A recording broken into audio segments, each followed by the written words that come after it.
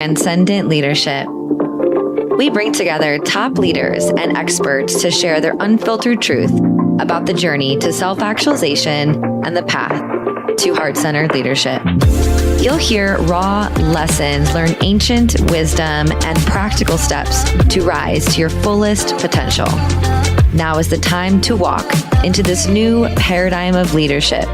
Let's transcend together.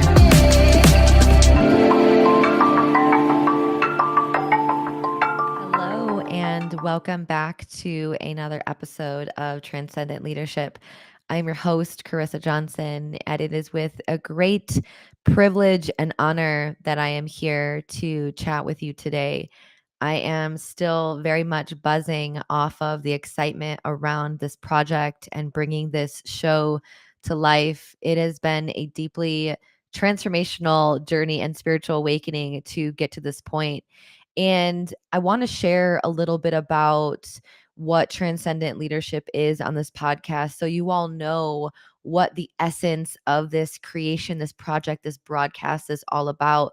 So there's a level of deep appreciation and reverence for what it is that's moving through me and the collective right now, because this isn't just about Carissa. It's, I very could have easily called this the Carissa Johnson show, and in some ways could make a lot of my work and my brand about me. But as I've gone through my spiritual awakenings and this process, I realized that it's not about me and it's not about Carissa's purpose and all of that. It's about the collective and how do I transmit the energy of my frequency, of my essence, and walk in my purpose in a way that raises the consciousness of humanity naturally. And so I want to give a little bit of context into how transcendent leadership came to life, as well as talk about what it is so that we can all walk together in this new paradigm and in this new earth. So for many of you, you know that I have a background in clinical psychology and that I was in community mental health and have been in transformational work for the last 8 to 10 years. So I have a master's degree in that and was in that field for a little while. And studying psychology has always been a curiosity of mine. I was diagnosed with depression and anxiety at a very young age. I got into substance abuse at a very young age and was essentially a juvenile delinquent and really navigated a lot of suffering, which is what led me to psychology, what led me to coaching and mentorship in this work to begin with. I wanted to understand the psyche. I wanted to understand psychology. I wanted to understand the mind, the body, spirit connection because I was suffering so much.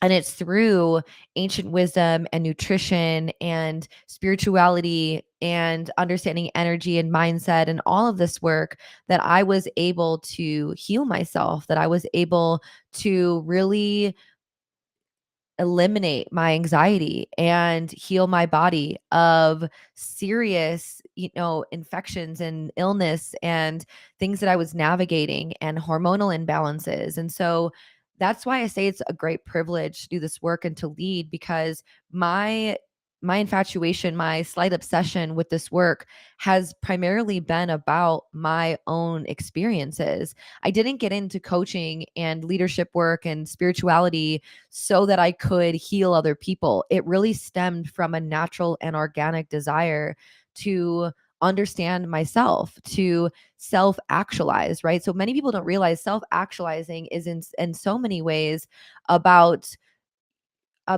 recognizing who you are, about meeting yourself.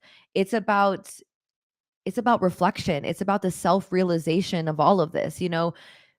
High performers, high achievers, what they're wanting to reach in their potential is to see what's possible for them, to see how they can push the limits, how they can actually be this fullest expression of their life.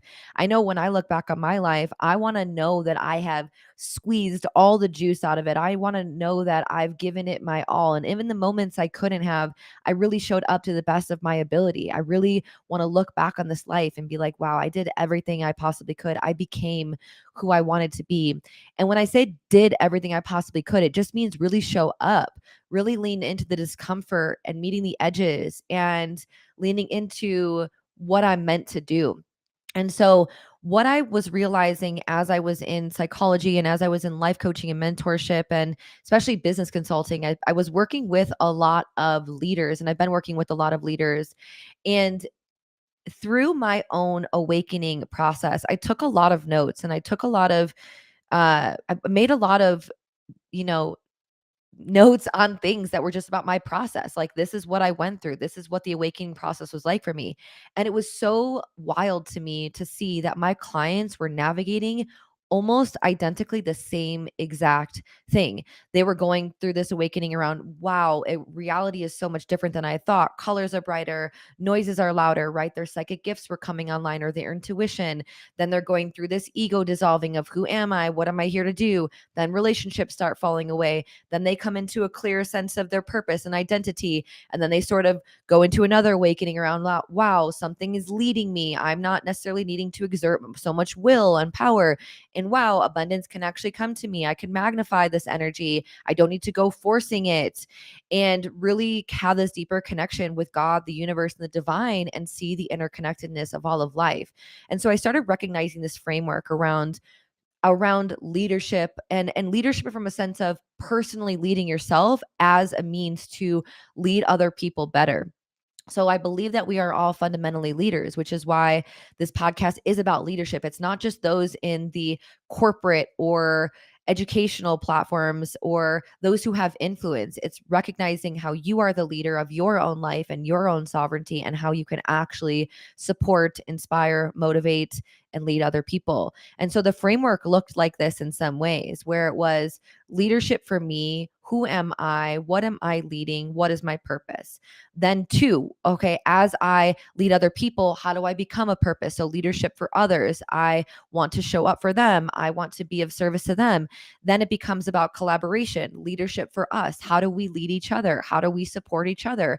How do we come into collaboration and elevate the consciousness together? And then it becomes leadership for all. How do I show up as a leader and as an embodied human for everything in life and every single moment? The truth of my existence is that I am a compassionate, authentic, loving person, and leading all of life like that. So me, you, us, all. And the awakening process and how it this framework goes a lot deeper, but that's the basic thing that I saw. And as you know, as I mentioned a moment ago, my background is in psychology. And it's so interesting that many people don't realize that Maslow has a hierarchy of needs, right? There's safety, there's belonging, there's different layers of what we go through in order to actualize, in order to reach our greatest potential, in order to realize who we actually are. And in many ways, people are in the pursuit of that. They want to reach their potential, they want to show up in that way. But the funny thing is, before Maslow died, right before he died, he was researching a sort of new, he didn't call it a new level, but it was a new concept around self-actualizing, and how transcendence was actually beyond self-actualization. It was beyond people realize it was people going beyond their past. It was people going beyond their self, beyond their identity, beyond their limitations, beyond duality. It was transcending to rise above all of it, and not doing the self-actualization work for me, for us, but for all, for everything, for everyone, because we are connected to the same source, the same consciousness. And as I rise, I raise the collective. As the collective rises, we all rise together. So it's this inherent knowing that we are connected to the same level of consciousness. And as we do it for things that are beyond ourselves and lead for beyond us, and notice the interconnectedness of all of life. Like in shamanism, they call this hajone eshkli, which means to walk in the way of beauty, to realize there's beauty in all of life, and that we play a pivotal and important and crucial role in every aspect. There's a huge ripple effect that happens when I make a slight change in the way that I lead myself, when I make a slight change in the way that I communicate. The ripple effect is significant because there is this interwovenness of all of life. And so, transcendent leadership is recognizing how to go beyond self. It is a leadership framework where the individual has really learned how to rise beyond the place of their own development and their own process to step into true consciousness where they're able to lead fully, effectively, authentically from a place of wholeness and openness. They're really able to go beyond these egoic motivations and human limitations and truthfully, these ordinary realities. They serve the collective for reasons that are beyond their self, beyond their potential. And they focus on the true prosperity of all human species, not by doing more, but truthfully by becoming more. And so transcendent leadership is taking the concept of transcendence, going beyond and recognizing how do we pair this with leadership so that we can really become the greatest versions of ourselves as a means to really elevate the collective from this meta perspective of seeing how it all plays and goes together.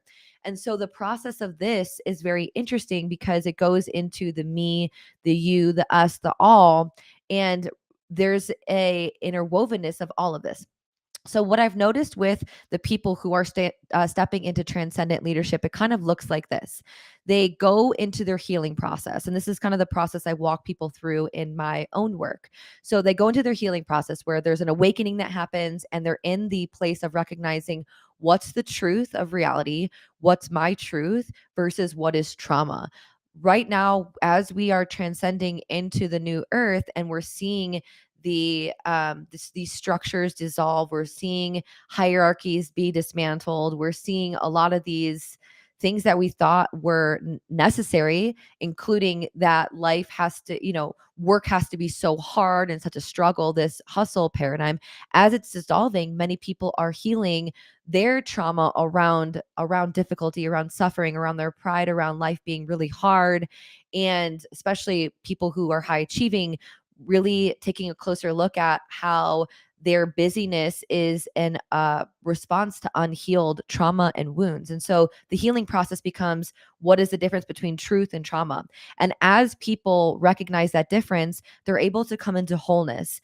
They're, with this new earth, we are really witnessing the rise of the feminine, and not just like women rising, but the feminine in all of us, how Mother Earth is actually feminine and how she's a reflection of how we treat ourselves and how we treat each other. So even men and in the masculine are waking up to their feminine, the compassionate, the empathetic side to themselves. So we are more integrating the masculine and feminine. We're integrating the shadow, the darkness, and the light within ourselves so we can see that we are whole-bodied beings, that as we bring in our most truthful self, our most truthful essence, the totality of who we are and wholeness, that we can actually move from the mind and into the body and into our heart and lead from that place, making decisions from love and compassion and trust and empathy versus fear and competition and um greed, especially greed. I know that's transcending a lot of what's happening right now.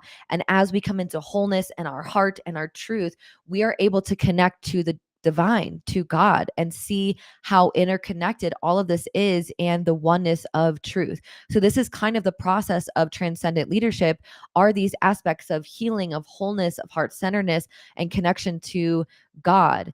And this is a very unique process that many people are waking up to right now, especially those who already have power, influence, and wealth. They're already in the position to lead. And so now it's kind of up to them to lead from a different place and to model to the collective what it is to actually be a good person, what it is to actually elevate human consciousness and show up in a place of abundance, and especially in business where there used to be this paradigm around how we have to fight against each other and how we have to show up in a way of just competition and friction and fight for this, this illusion of what is perceived as the top. And so this is transcendent leadership, where we are all taking a closer look at who we are and really inviting ourselves to look in the mirror and see how we might be showing up from trauma and how trauma has gotten in the way of our human potential. And as we take a look at this, we're actually able to rise naturally into our human potential because we integrate different parts of ourselves. We integrate our shadow. We become more accepting of who we are, which invites in more authenticity, which invites in more love and compassion, which moves us into our heart space. And through the heart space, we can connect to God. We can connect to the divine. That is how we connect. When people ask me, how do you connect with your intuition? How do you make decisions? I'm constantly checking in with my heart. That is where I feel God. That is where I mean, God is in everything. It is in the trees, it is in nature, it is in you, it is in me, it is in this desk, it is in everything. But that is fundamentally where I hear the whispers of truth, where I hear the gentle, kind, loving, compassionate, angelic beings who are around me. It's why I'm able to live a life where I can make decisions really easily because I'm able to communicate and have faith. I don't feel spiritually malnourished. Even in the times when I am struggling and I am suffering, I lean into and I accept the suffering because I trust what is the divine orchestration of life. I trust that everything is happening in my favor. And it is only when we resist that we are led to our coping mechanisms and drugs and substances and sex and addiction and numbing through technology. That is when we don't experience life. We don't feel alive. And I know this path so much because I went down this path for many years where I was just numb to life and I was craving and I was yearning that there's got to be something more. And that's, why there's a different level of self actualization, because we can realize our potential and still not be happy. We can realize our potential and reach these different levels and heights in our careers and still be like, there's something else out there. When we're able to go beyond this reality, go beyond this human experience and see from the soul, make decisions from the seat of our soul, make decisions from what is God, what is the universe guiding me to do, where am I being led, right? This level of leadership is about leading, but also allowing yourself to be led, really relinquishing and releasing the pressure of what you think you have to be doing and not feeling good enough. And as we step into that, we're really able to support the collective with doing the same. So kind of from here on out, I think it would be fun. I might start referring to us all as transcenders because it's exciting. We're all part of this community where we're coming together and noticing that there's something beyond just becoming our best selves. Because yes, it's through becoming our best selves and good people and our potential that we're really able to show other people what's possible.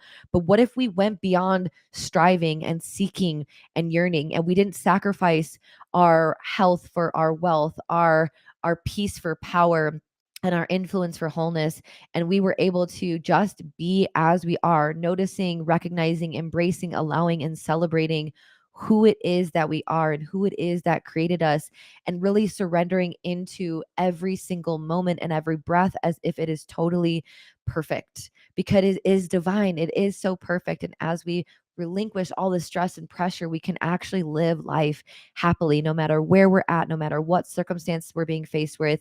It just becomes neutral, right? We stop seeing the duality of dark and light, goodness, good and bad, masculine and feminine, and it just is. Every single moment just is. We see the story that we creating. We don't even try to create a new story. We just accept and love and embrace what's happening, and we walk forward with grace. And so I want to leave you with a quote by Maslow to kind of anchor in this, and then a question for you to sit with. And so he says transcendence refers to the highest and most inclusive or holistic levels of human consciousness, behaving and relating as ends rather than means to oneself, to significant others, to human beings in general, to other species, to nature, and to the cosmos. What he's saying is it's to all of life. I'm transcending, I'm allowing, I'm embracing, I'm moving with the understanding of it's for all of us. It's with the intention of really moving into love, the frequency of love. That's what transcendence is about. And I'm excited to help lead this movement, to help walk into this new earth with us. And so I invite you in this episode to really journal and to write for yourself, what does transcendence mean to me? How do I desire to infuse it in my own leadership? And what would it mean to go beyond all of the things I think I need to do, who I need to be, beyond myself, beyond my past, beyond my limitations, beyond duality? What would that actually mean? And how can I invite that into my energy field every single day? And so hopefully every week you will tune in with us to have these conversations, to listen to these leaders, to join us in elevating the human consciousness. And for those of you who are watching the broadcast right now, I'm going to pull up a QR code that you can scan, and you can subscribe and follow us on Spotify as well as on Apple Podcasts. And if this podcast is something that you feel inspired by, motivated by, you are looking forward to staying connected on, I ask and I pray that you subscribe and that you also write us a rating and review, because this is how we spread this message, is through this work. And so it would mean so much to me if you could do that. Thank you for being on this journey with me, and I will chat with you all next week.